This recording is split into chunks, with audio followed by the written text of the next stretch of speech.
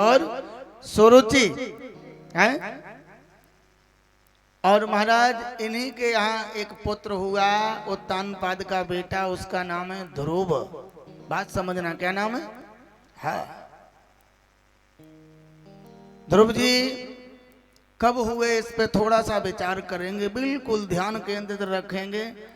राजा उत्तानपाद के दो रानियां, बड़ी का नाम सुनीति था, संतान बड़ी रानी को थोड़ी सी लेट हुई। राजा मृगया के लिए जंगल में गए। ऐसा वर्णन आता है भागवत जी की कथा में कि सुरुचि को देखा और गंधर्व विवाह कर लिया है। पहले ये गंधर्व विवाह हो जाता था, आजकल की चल रही है ये कोर्ट मैरिज और फलान मैरिज।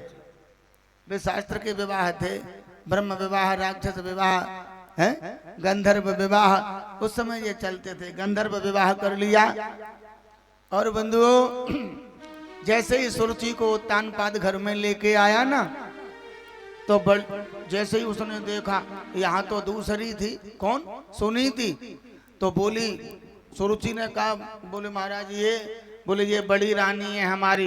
बोले फिर तो गड़बड़ हो गया, क्यों? हम नहीं रह सकते, या तो ये रहेगी या फिर हम दोनों। कैसे भाई, एक म्यान में दो तलवार, कतई बर्दाश्त नहीं। अब विचार करो। और वैसे सीधी भाषा में कहें, सौत तो चून क्यों बुरी हो। आपको मालूम है ये कहावत क्यों चली है, सौत तो चून क्यों बुरी हो है? एक सौत बना करके आटे की लोई में नमक का ककरा डाल के उसमें दे दिया था चूल्हे में। तो एक माता जी भोजन बना रही थी, सो वो नमक का कंकड़ जैसे ही अग्नि जली सो वो गर्म हुआ, चटक के माथे पे लगा। जैसे ही लगा सो वो माता कहती है, सौत तो चून क्यों बुरी हो। बोले मुझे नहीं रहना इसके साथ। लेकिन महाराज उत्तानपाद ने क्या किया, बड़ी रानी को काग बिड़ारिन बना दिया। छोटी रानी जो सुरुचि थी, सुरुचि के साथ में राजा महलों में रह रहे हैं। समय व्यतीत हुआ तो सुनीति के यहाँ भी जो बालक हुआ ध्रुव, बड़ा हुआ, 5 वर्ष का हो गया। एक दिन माता सुनीति ने बालक का श्रृंगार किया, नहलाया धुलाया, कपड़े वस्त्र पहनाए और कहा जाओ बेटा पिता की गोद में खेलना। ऐसा वर्णन भागवत जी में। ध्रुव जी पिता की गोद में बैठने के लिए उद्यत हुए तो सौतेली माँ ने रोक दिया। अरे ध्रुव, तुम पिता की गोद में नहीं बैठ सकते। भाई क्यों नहीं बैठ सकता? बोले इसलिए नहीं बैठ सकते, तुमने हमारे गर्भ से जन्म नहीं लिया है। बोले तब? यदि तुम पिता की गोद में बैठना चाहते हो तो सबसे पहले भगवान की तपस्या करो, और भगवान जब प्रसन्न हो जाए तो वरदान मांगना कि मुझे सुरुचि माता के गर्भ से जन्म दो। विचार करो, यानी सुरुचि ने अपने गर्भ को, सुरुचि ने भगवान से बड़ा बना लिया। यानी हमारे गर्भ में आने के लिए तुझे भगवान की तपश्चर्या करना पड़ेगी, आराधना करना पड़ेगी। हा? तो बंधुओं क्षत्रिय बालक थे, हाँ क्षत्रिय बालक थे ध्रुव। राजा उत्तानपाद क्षत्रिय बालक थे, बालक तो थे लेकिन समझ लो पक्के सनातनी ही होंगे। तो बात झिली नहीं झिली बात, और तुरंत अपनी माँ के पास पहुंचे रोते हुए।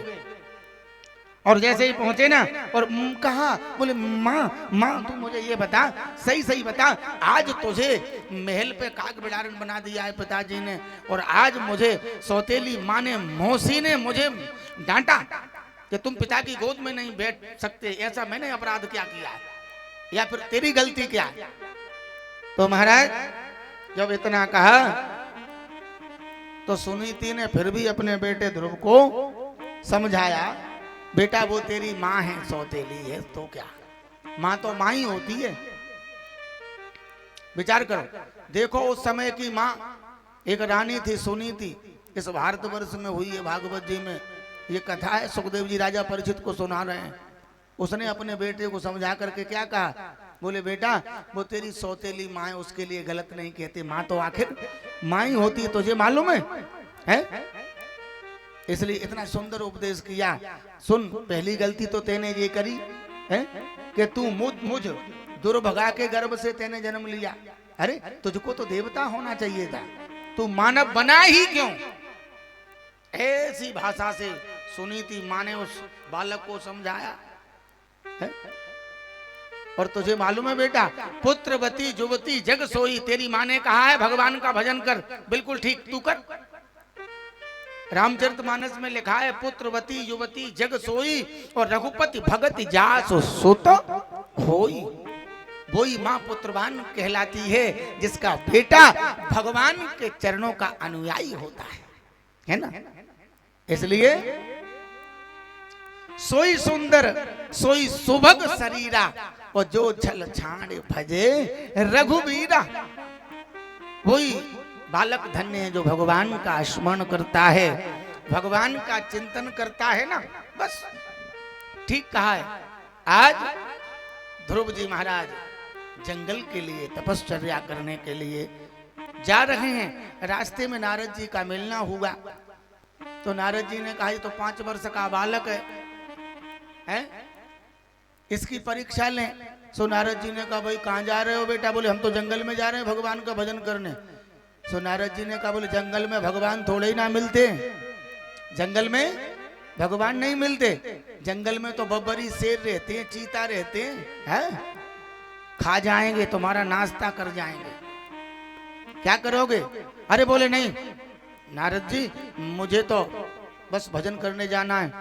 और फिर एक बात बताओ, तुम नारद बाबा हो, लोग कहते हैं कि नारदो देव दर्शनाः, जिसको नारद जी का दर्शन हो जाए, नारद जी मिल जाए, उसे भगवान मिलता है, और आप हमसे कह रहे हो घर लौट जाओ।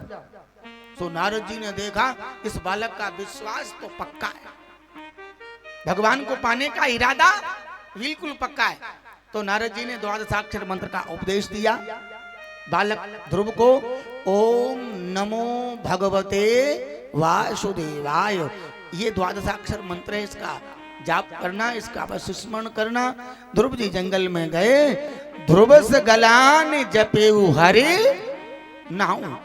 इतना तपश्चर्या की महाराज ध्रुव जी ने कि ध्रुव जी के भजन का पहला महीना चल रहा है, महाराज 3 दिन तक कुछ नहीं खाते, ऐसा कथा में वर्णन। तीसरे दिन शाम को केवल और केवल महाराज फल तोड़ के खा लेते हैं।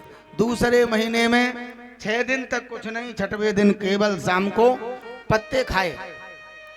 और महाराज जैसे ही तीसरा महीना आरंभ हुआ तो सुखदेव स्वामी वर्णन करते, परीक्षित 9 दिन तक कुछ नहीं खाते, 9वें दिन केवल जो है केवल महाराज जल पी करके रह जाते हैं। और जैसे ही ध्रुव जी के भजन का चौथा महीना आरंभ हुआ तो 12 दिन, ऐसा भागवत जी में लिखा है 12 दिन तक कुछ नहीं खाते, 12वें दिन केवल और केवल वायु का, हवा का पान करते हैं, सेवन करते हैं। और भागवत जी में वर्णन सुखदेव स्वामी कर रहे हैं, परीक्षित सावधान होकर के सुनना कि पंचमे मासनो प्राप्ते, जैसे ही महाराज ध्रुव जी के भजन का 5वां महीना शुरू हुआ, जितश्वासो नृपात्मजः नृपात्मजः नृपात्मजः, महाराज ध्रुव जी ने श्वास को जीत लिया, ब्रह्मरंध्र में प्राणों को एकदम श्वास को रोक दिया और भगवान का भजन अपने पैरों के अंगूठे से खड़े हैं बिल्कुल। तो जैसे ही श्वास को ध्रुव जी ने रोका, इधर महाराज दुनिया में सांस लेना भारी पड़ गया, देवताओं को भी। तो दौड़ करके भगवान के पास में गए और जाकर के बोले प्रभु सांस नहीं ले पा रहे। भगवान बोले चिंता मत करो, देवताओं से बोले क्यों? कि आज हमारे एक 5 वर्ष का बालक है ध्रुव, हमारा भक्त, उसकी तपश्चर्या पूर्ण हो गई, बस मेरे प्रभु गरुणारूढ़ हुए और तुरंत ध्रुव जी के सामने पहुंचे। ध्रुव जी ने आंख खोली, देखा चतुर्भुज नारायण सामने प्रभु को प्रणाम किया। भगवान ने कहा ध्रुव जी वरदान मांग लो। ध्रुव जी बोले जी अब आपका दर्शन हो गया, अब हमें कुछ नहीं चाहिए। बंधुओं मेरे प्रभु ने वरदान ध्रुव जी को दिया कि बोले जाइए ना, है हमें मालूम है तुमने तपश्चर्या क्यों की, एक पिता की गोद में बैठने के लिए, और मैं तुम्हें आशीर्वाद देता हूं बेटा, आज से तुम ध्रुव पद सम्राट बनोगे। और जैसे ही ध्रुव जी लौट करके आए, महाराज उत्तानपाद को पता लगा कि बेटा जंगल से आ रहा है। देखिए भगवत कृपा, ठाकुर जी का आशीर्वाद मिला है बेटे को। सुंदर हाथी मंगाया, नगर की परिक्रमा कराई, और तुरंत जिस गद्दी पर, जिस सिंहासन पर महाराज उत्तानपाद नाम के राजा विराजते थे, वहां उसी सिंहासन पर आज ध्रुव जी का आना हुआ है। महाराज उत्तानपाद ने राज तिलक कर दिया ध्रुव जी को, और महाराज 36,000 वर्ष ऐसा वर्णन है ध्रुव जी ने राज्य किया। और सही बताएं तो आज भी ध्रुव जी का शासन चल रहा है। अब आप कहोगे कैसे चल रहा है महाराज, तो शाम को देखना आकाश में तारा जो चमकता है ना सबसे तेज, उस तारे का नाम है ध्रुव तारा, है ना। आज भी ध्रुव जी का राज्य चल रहा है। बड़ी सुंदर ध्रुव जी की ये प्यारी कथा राजा परीक्षित को श्रवण कराई। और महाराज ध्रुव जी के भाई हैं जो सौतेली मां के लड़के, उन्होंने यक्षों के बगीचे को उजाड़ा।